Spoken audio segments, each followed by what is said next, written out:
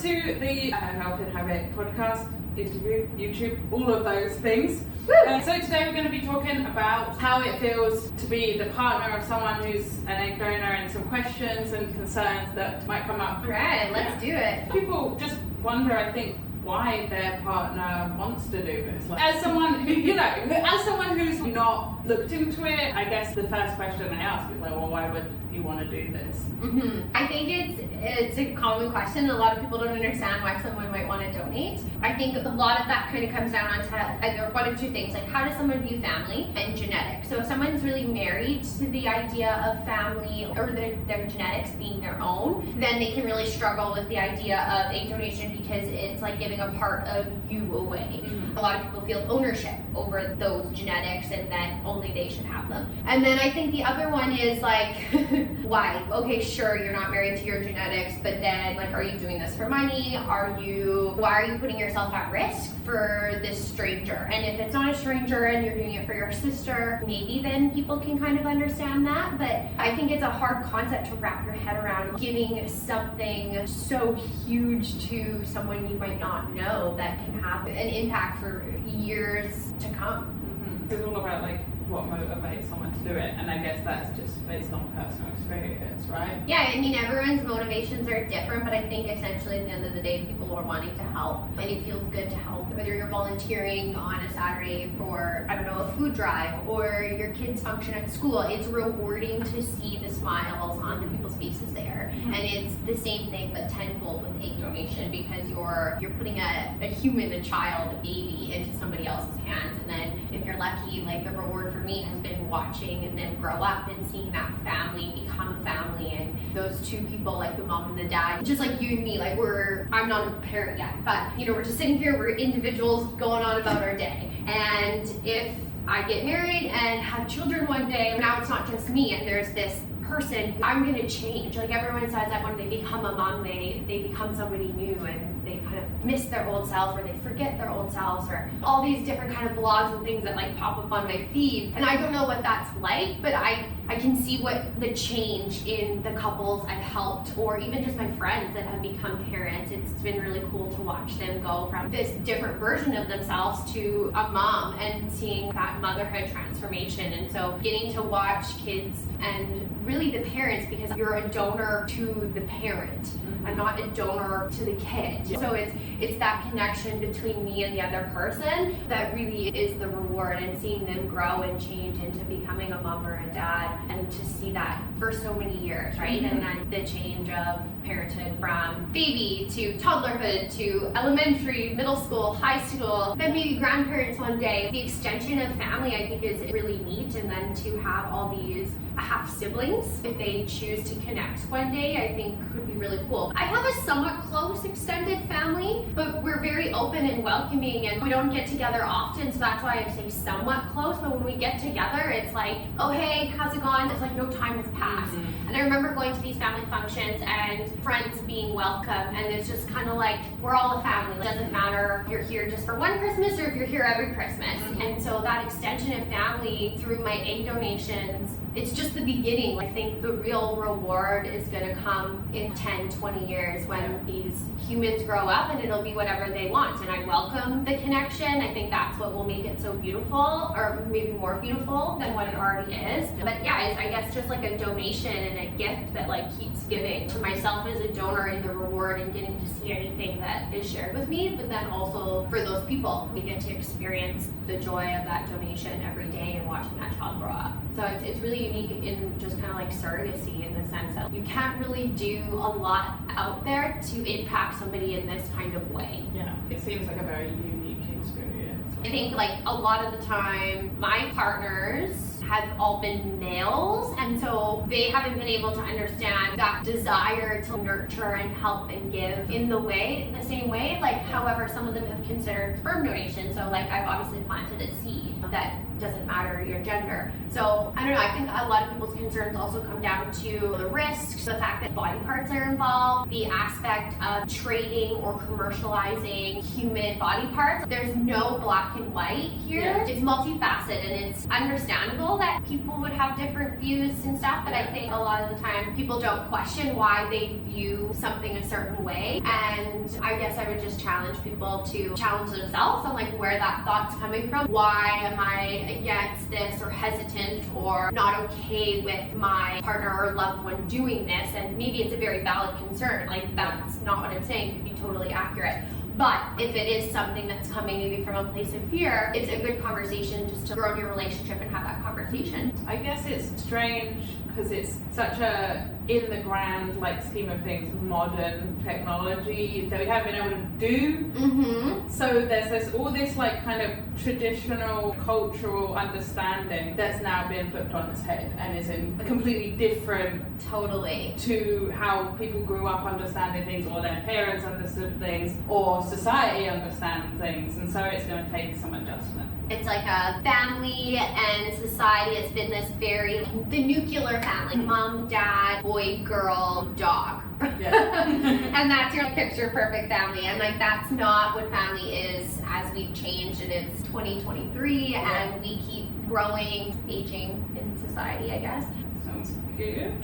I'm excited for change. Okay, so I guess a lot of people, if they're not concerned about genetics or stuff like that, then what their main concern is that is the medical process behind egg donation dangerous or painful for their partner? Yeah, not comfortable, and I can speak from experience because I've done the procedure myself several times. In terms of pain, we definitely try to manage that. Every doctor clinic we work with across Canada, the globe, I think pain management is definitely at the forefront for them with any donor case that they're working on. It is a 20-minute procedure that is similar to getting a PAP exam. It is, at least in Canada, not something we could do under anesthesia for because it is so short. But you go in there, get in the stirrups, you have an IV, they'll give you some pain meds, and I really, for myself, just felt like 2 little pokes on each side of my ovaries. I do my deep breathing because that's my thing to calm myself, and I'm just kind of like focusing in my zen, and I don't even really pay attention, and then before I know it, they're like, we're done, and I'm like, okay, cool. Some people say they feel nothing, some people don't remember, some people say it was the most excruciating pain of their life. So I think it really depends on the person. Everybody's different, and your bodies respond different and have different pain tolerance. I've noticed for myself around cycle 3, it got a little bit more painful, and then so for cycle 4 and 5, they were able to actually freeze my cervix and the walls of my vagina. Okay. So I noticed a huge difference in pain when they did that. I've talked to other doctors in clinics that were like surprised they didn't do that right off the hop, and I guess that's practice for them to do,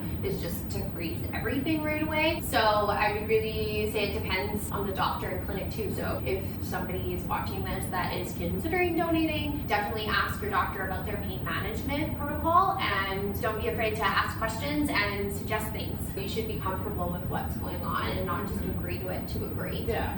Okay. Literally, as someone who's never done this, I'm like in my head picturing a similar kind of, like having a wisdom tooth out, right? Yeah. Like some people are like, that is the most horrible thing that I've ever done, it's so painful. But then some people are like, I don't know, I was anesthetized. When I got my wisdom teeth out, and I woke up and like my mouth is a little sore, but yeah, it was like no big deal. Yeah. But did you have your wisdom I teeth out? did, and mine was horrible. I was awake and I had a dentist with his like knee on my chest, like yanking it out. So it's like Yeah, see, and that's obviously going to be traumatic. Like, I mean, he was a lovely man, but yeah, you can never predict exactly what it's going to be like, but you can kind of be like, okay, well. But then again, I'd be curious if you were offered the choice to go under, but it was probably more expensive. I do not remember. It was an emergency appointment. I had a bunch of medical students standing there looking at me as well. Just up there. Yeah. And when I had my wisdom teeth taken out in Canada, we had the option, and luckily my insurance covered and I was able to go under. Yeah. But I know my sister, she, for whatever reason, didn't want to opt to go under, and she just got the laughing gas, and it was a totally different experience for her. And that's another thing that I think would be good to consider. Is it coming down to money? Is that why your doctors not free me? Is that why I wasn't frozen? I hope not. I'm sure that's not the case, because our healthcare and system doesn't really work like that here in Canada, thankfully. But like that could be the case depending on where someone's getting treatment. If that's the case, then you need to advocate for yourself to get the best care, regardless of the cost, and kind of figure out what that is on what you need to do. Okay, that makes sense. Okay, another question. Actually, can I ask you a question? You can, yes. So I'm just curious, can you tell me a little bit about yourself? Where are you coming at me with these questions from? Oh, right. Well, my partner is actually on a database, so these are not just other people's concerns, they're my concerns as well. Okay. So I I'm trying to find out stuff for myself, but also I know that there must be a lot of other people in the exact same position who are very concerned or have all these questions. And I don't know if there's that much information out there, because there's more information for the person donating, for the parents, but not the other people very close to them who are like, I don't understand this because I'm not the one researching it or talking to the clinics or agencies or whoever necessarily. The partners maybe are a little more in the dark about what's going on, so it would be good to shine a light on that. That's something I never really considered. Sometimes we get partners pop up on the meet and greet calls where they're meeting parents, and I love it because it shows the support system that the donor has. To be honest, I kind of wish we'd seen it more, but it's something that a lot of partners seem to not really want to take an active role in. It's almost like pulling teeth sometimes for donors to be like, hey, come support me, come to this appointment, come help me out, or come hold my hand at the retrieval. Usually the free trip is easy to talk them into. It's good that we're having this conversation because those concerns, I feel like they're kind of like, I don't know when to say this, how do I say this, when's the right time to say this, and then you pulled me along on this trip, and now I'm like, oh, now we're in a cab on the way to the retrieval, and I'm freaking out because I actually have no idea what to expect. And then you're brought into the operating room and you're going to be holding my hand and you're going to see the needle possibly going in through, obviously not through the vagina, but like the doctor's over here, he's looking here. As a companion, I'd actually love to be in your seat. I've never been able to be a companion before, and it's like a totally different experience. I think it's hard. My mom was my companion for my first cycle, and I don't really remember that one too much. I was really drugged up. I remember crying a lot. It just hit me. And my mom after, she was like, oh my God, do you realize what that was just like for me? Oh my God, I love you, you're my baby. I thought you were okay. I mean, I'm trusting these nurses and these professionals, but you're crying and freaking out on these pain meds and going into this operating room, and I'm there with you, but like also don't know what's going on. Just like imagining my mom sitting there holding my hand, and I'm blackout, lucid, but like blacked out because I don't remember any of this. And she's just like, calling out random numbers, 5, 4, 8, and they're counting the random eggs. But I never really comprehended until now what it might have been like for the person sitting next to me to go through. You care about that person, otherwise you're not their companion. Can you imagine, you've obviously thought about that, if your partner was to donate, what that would be like? I feel weird about it. Like that's what you're still working out? I don't know. It's strange to think about. And also, obviously, when you are preparing to do an egg retrieval, you are pumping different hormones into yourself and stuff like that, and that is something that concerns me as well, is that that could have an effect for the time that you're taking those hormones on, you know, whether you're bickering or arguing or whatever, and then you have to go and then be like, oh my God, like what's happening to them, and then feel weird because of whatever other factors were. Like, I don't know, it's like the hormonal PMS fighting, and then being like, I still have to support you. But also just being like, this is so weird, and now I'm like, are you okay? Get me a house back! I don't know, my brain's just like... I think you're like, that's so funny, I love it, but you're almost like, actually only from my personal experience, I'm imagining like crazy pregnant woman. When I was on the meds, I felt great. Your estrogen is through the roof, and when your estrogen's up, like it's the changes that affects your mood. So if it's stable, you're okay. It's the end when she has the retrieval you want to worry about, when it's like crash, because the estrogen drops. For myself, I would say I was more moody at the end of the cycle. If anything, it was just like, oh, I'm crappy. It's like the flat kind of tone, more hormonal acne, hair loss a little bit. But then 3 to 6 months post-retrieval, my hormones had regulated. More significantly, the dramatic stuff had changed in about like a month or two, with 1 or 2 periods. Once I had that first period, which comes anywhere from like a couple days to a week after your retrieval, then that's when you're in the clear of complications. And that's kind of when, okay, so now you've had your period, your cycle resets, Yeah. and then our hormones can start to regulate. Those crazy mood swings should at least be over, and you're kind of like only in a danger zone for like maybe a week, which is why I was like, nothing compared to pregnancy where you're maybe all over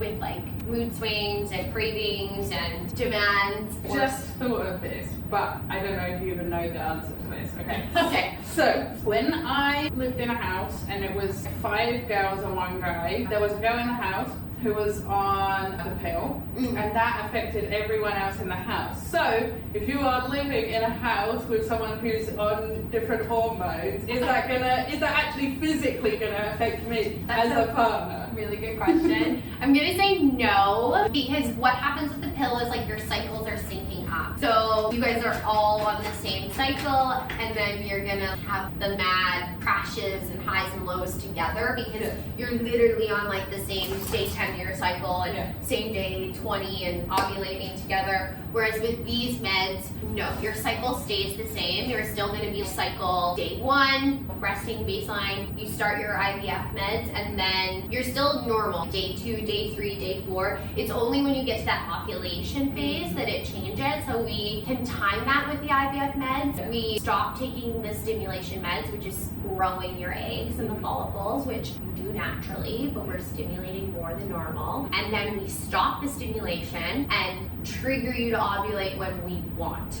And it happens a day or 2 later immediately. Whereas when you naturally ovulate, you're gonna ovulate, but you still have the remaining week and a half, 2 weeks of like your 28-day cycle. And really it's still similar, because we're gonna trigger an ovulation, you're gonna have the retrieval procedure, and then you still wait a couple days and then have your period. So we're just speeding it up like a few days at the end, which your body's not just gonna be like, I'm up and speeding through this. You still have to go through the cycle like you usually would. Okay. Yeah, but good question. And don't quote me, any doctors out there, because that is just my best answer. And I'd love to know if someone has a more scientific kind of reasoning, maybe different answer, and I'm completely off. All right. This is not so much a personal question, but an overarching question. Will it put their future fertility at risk, being an egg donor?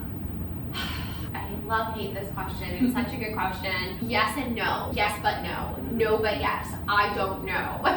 Okay. The short answer is, there's really no short answer, so I'm going to give you, I guess, my best long description. Long short answer. There's no research on egg donors out there. There's limited research on IVF patients, and the research that's out there is not looking at the demographic that we are as egg donors. Like, I think we need to shift and focus on young, healthy women between 21 and 32 that are taking these IVF medications, because what exists is women 40 plus and who have pre-existing infertility diagnoses. So totally different group of women. And even in that group of women, yeah, they do see some potential risks, but like there's like literally a handful of studies. Like, I can't even say what those risks are. They need to do more investigating, but to be honest, I think that research is kind of just like null and void for us as donors, because it's just the wrong target group. So even if they say no problem for them, you can't tell me no problem for us. We're young, healthy, without any underlying conditions, like no pre-existing conditions. I'm going to say no in the sense that you don't lose any more eggs than you normally would by doing an IVF cycle. Every woman is born with like a couple million eggs. By the time you hit puberty, that's about 400,000. That number is steadily decreasing with every period until you hit menopause. Now, everyone thinks, okay, 1 cycle a month, I lose 1 egg a month. Yeah. No. You're losing multiple eggs a month, but you only ovulate 1. So when I'm saying earlier, you start your cycle on day 1, that's your baseline. Yeah. So your follicles, your ovaries, everything's resting. In your ovaries, you have follicles, and those little follicles are what make the eggs. So the 2 ovaries, I start day 1, these little follicles are all gonna grow eggs, and then naturally my body just picks like, this is the best follicle or egg that's been developing, and I'm gonna release this on ovulation day.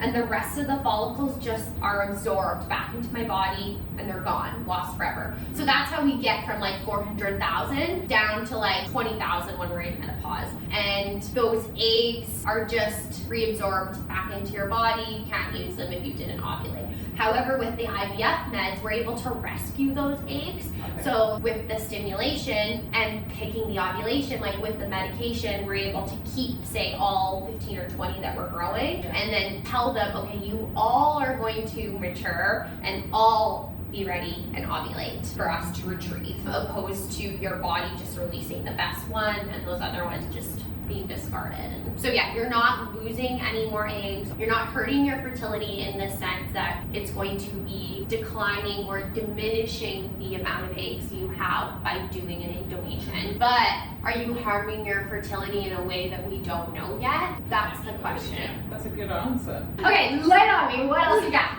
Okay, so just a couple more questions. A lot of times when I was like looking at kind of what people's concerns were, people are asking what are their responsibilities or their partner's responsibilities in relation to any children or offspring that come out of their donation. It seems to be a thing that people are worrying about. I think at minimum, the donor has a responsibility to make themselves available to update health history. So whether that's their own medical history, at a minimum for sure, that needs to be remaining current. But if you're gonna go a step above and beyond, I think it should at a minimum include your relatives, you know, mom, dad, brothers, sisters, that immediate family, and extended family if at all possible. You know, the more the better. I think there is a obligation to update that stuff for these offspring because they literally have no access to that information if you're not going to be the link.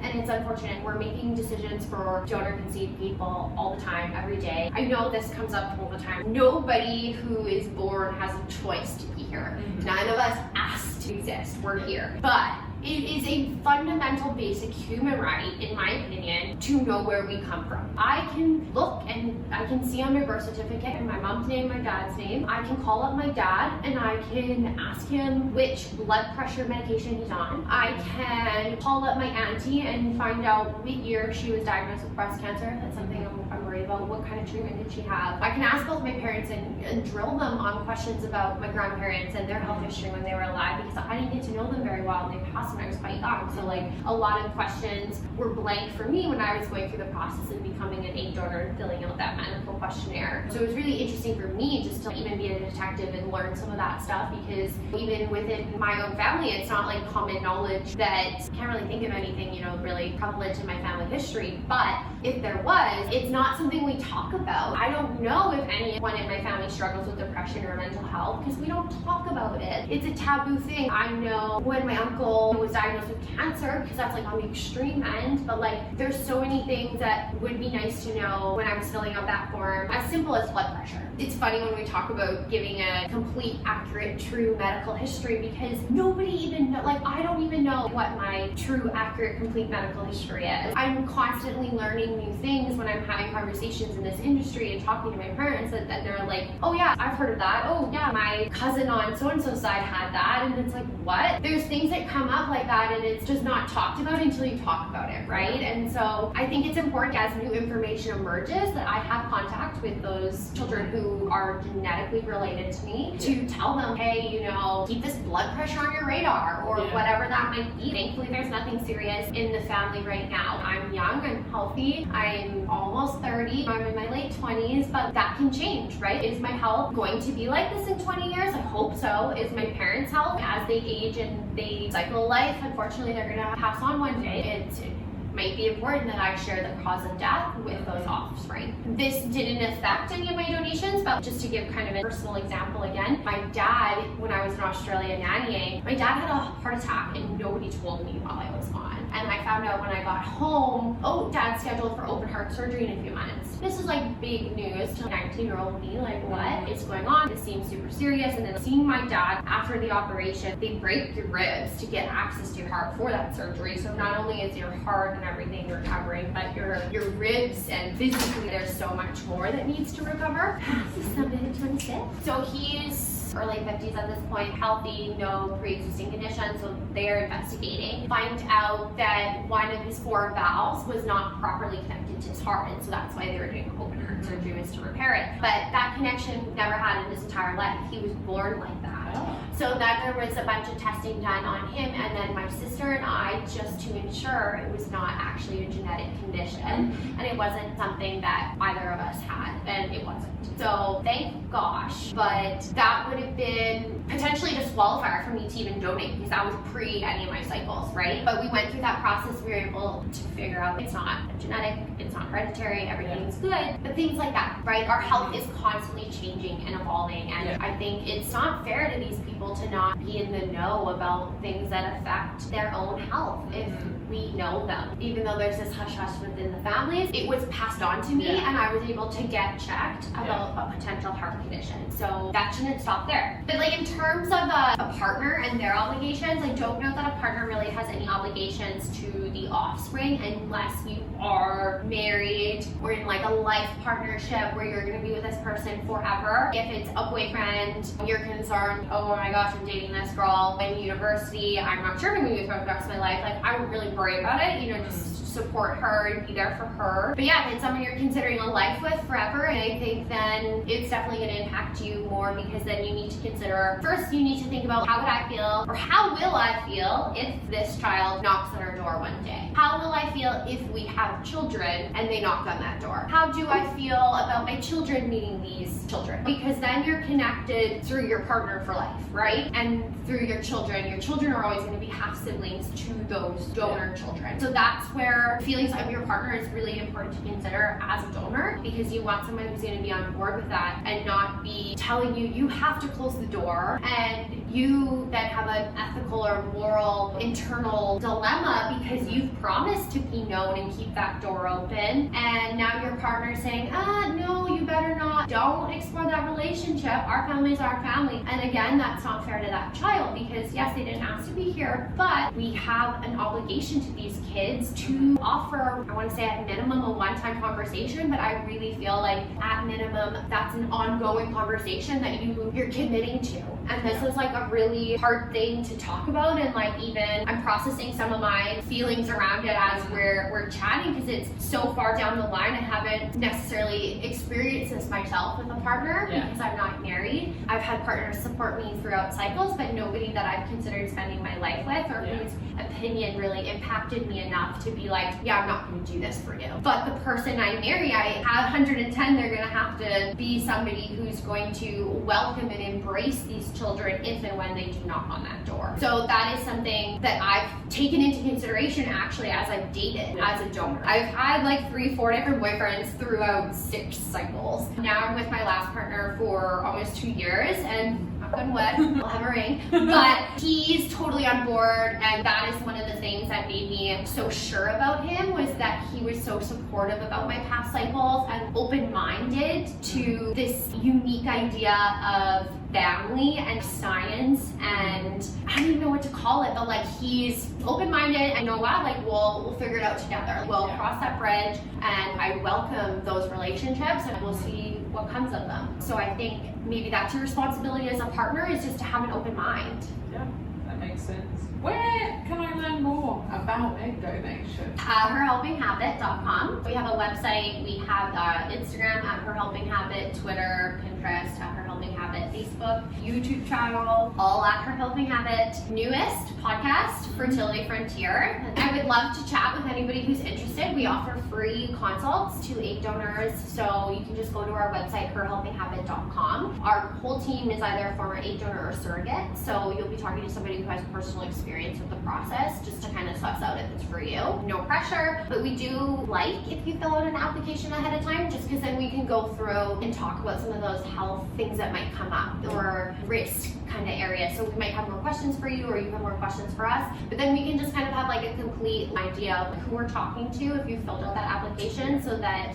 not only can we answer your questions and make sure that our agency is a fit for you, but we want to make sure that you're also a fit to be an egg donor. So I want you to be careful to kind of like do your research, look at a lot of personal experiences, blogs, different agencies, talk to as many people as you can. I know it's overwhelming, there's lots of info out there, but I think you're your best advocate and education is key. There's a lot of doctors, clinics, banks that will just take you. It's hard to find good quality egg donors. So if you are somebody who fits that criteria, don't just go anywhere because everyone will take you. You want to go where it feels right, and just because someone will take you doesn't mean they should take you, because there's a lot of health things, like not even just for the donor conceived people, but for you as a donor. There may not be a genetic risk that you're passing on, but it could be unsafe for you to take the medications, or maybe you're at higher risk of clotting to be on these meds because of your genetics. There's things we learn from doing donors genetic testing where we learn, yeah, your eggs would be great to make